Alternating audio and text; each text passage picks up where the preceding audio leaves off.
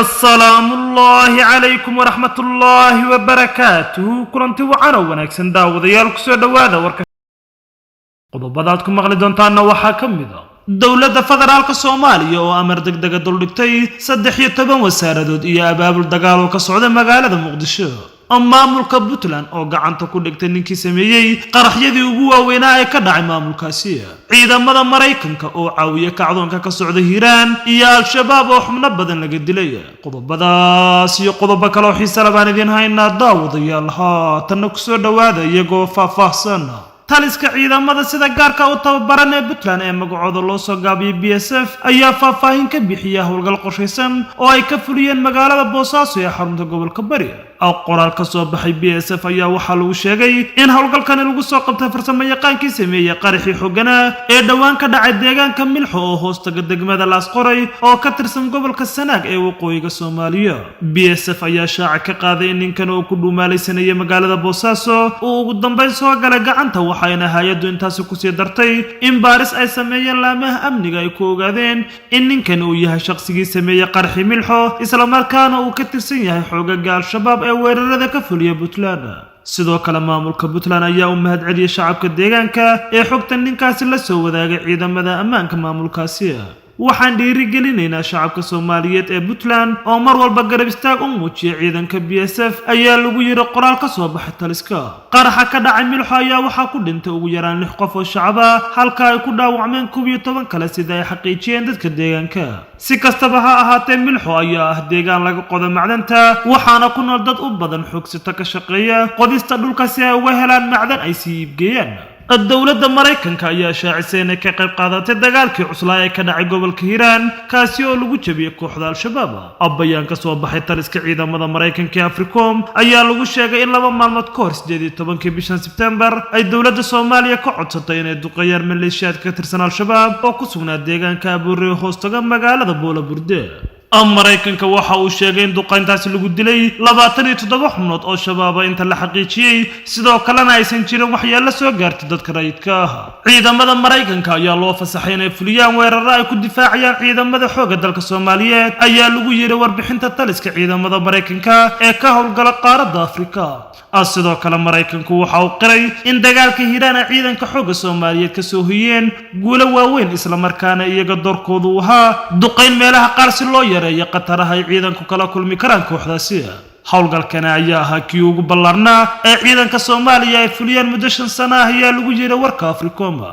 sidoo kale taliska Mareykanka ee Africom waxa uu qoraalkan ku ballan qaaday in aad looga taxadari doono waxyeelo soo gaarta dadka rayidka iyagoo sheegay in kooxda la baaxsanaya al-shabaab ay si joogto ah u waxyeelayso shacabka aan waxba galabsan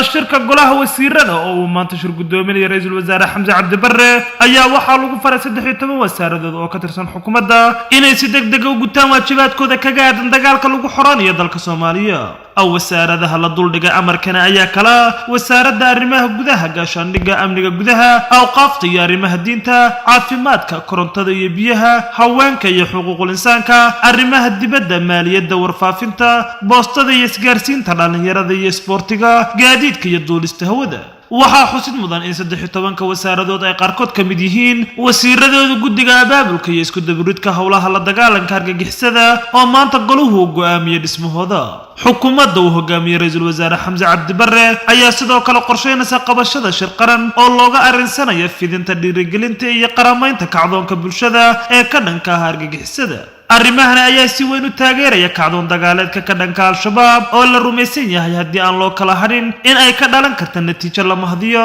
sida ka muuqata bilowga howlgallada dhinacyadu ku qaadeen argagixisada shaqaalaheenii wiilal iyo gabdho Soomaaliyeed ayaa arintaas achievements-kaas xaqiijiyay in la yiraahdo waxay ka dhigan tahay micno kale leedahay oo haddii la dhihi lahaa waana laga kaalmeeyay iyo intaana laga tuuray iyo kaalmada adduunka waa iska socotaa mar walba kala maarmi maayo laakiin farsamo ahaan iyo lead ahaan dad Soomaaliyeed iskale oo sameeyay waxa waaye micno gaar ah ayay noo sameynaysaa cid kasta oo ku fakaraysay Soomaaliya inay mushkilad ka jirtay Soomaaliya mushkilad ka jirta Soomaaliya corruption baa ka jira Soomaaliya argagixisa ka jirta Soomaaliya inta abaara ka jira kaasi waa weji waa face laakiin faceka kale ee Soomaaliya aan aad loo akhrin runtii ee u baahan in adduunyadu akhriso dadka Soomaaliyeedna adduunyada ka hor ay arkaan oo ay ku faanaan waa facekan oo kale waa Soomaaliya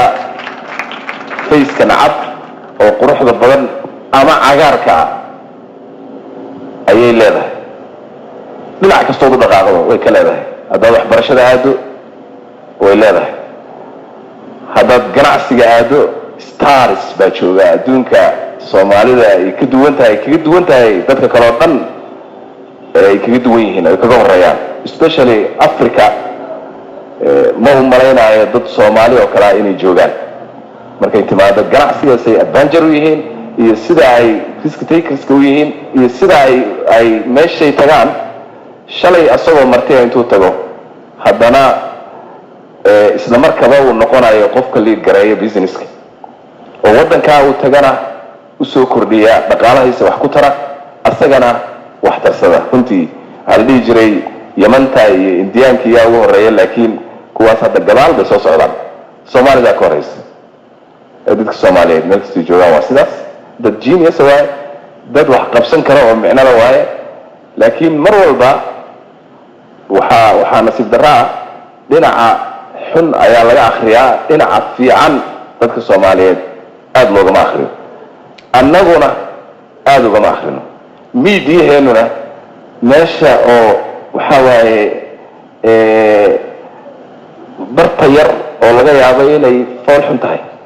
ayuu maanta oo dhan qodqodayaa ee waxa quruxda badan ee aadka u cagaarsan oo dhan ma soo kama hadlaan waxaa laga yaabaa inaysan aad u hadlin bay ka hadlaan marka waxaan jeclaan lahaa inay miidiyaha Soomaalidu iyo shacabka Soomaaliyeed iyo dadka Soomaaliyeed in ay tan oo kale maanta inay ka hadlaan tan oo kale inay ku faanaan inay yiraahdaan waxaas la qabtay wiilal Soomaaliyeed iyo gabdho Soomaaliyeed baana qabtay marka mar labaad iyo mar saddexaad waan u mahadcelinayaa inta soo qabatay waxaan sharaf ayaad keenteen iyo guul baad soo hoyseen waxaanan rajaynayaa dhammaan hay'adaha kale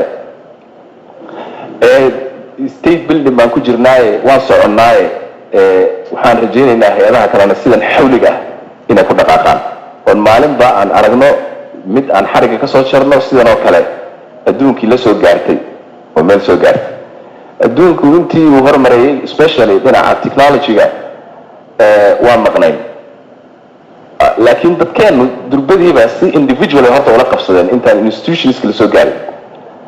qofka Soomaaliga uu la qabsaday uu ka daba yimid waliba waxa laga yaabaa inuu meel fog ka sii gaaray haddeertana institutionskeeni baa la soo qabsanaya marka sida qofka Soomaaliga uu very fast u yahay institutionskeenu very fast u yihiin waxaan rajaynayaa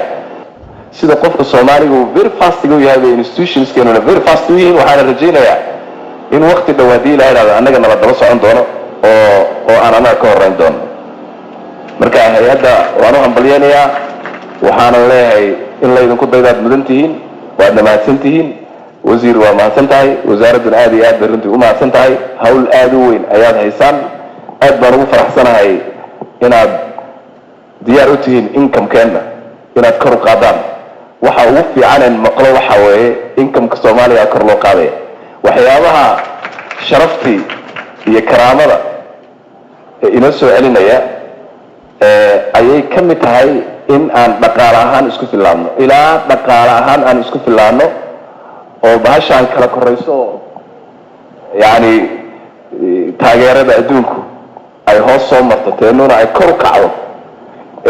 sharafteeni iyo karaamadeenni waxba ka dhiman marka waxaan rajaynayaa hay'addu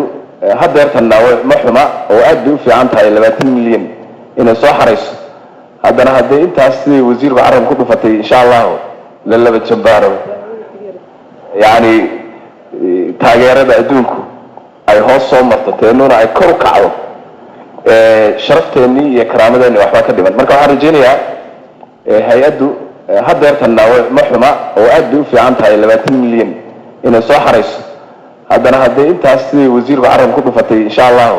la laba jambaaro waa wada kaliya sheegaya waa wasiir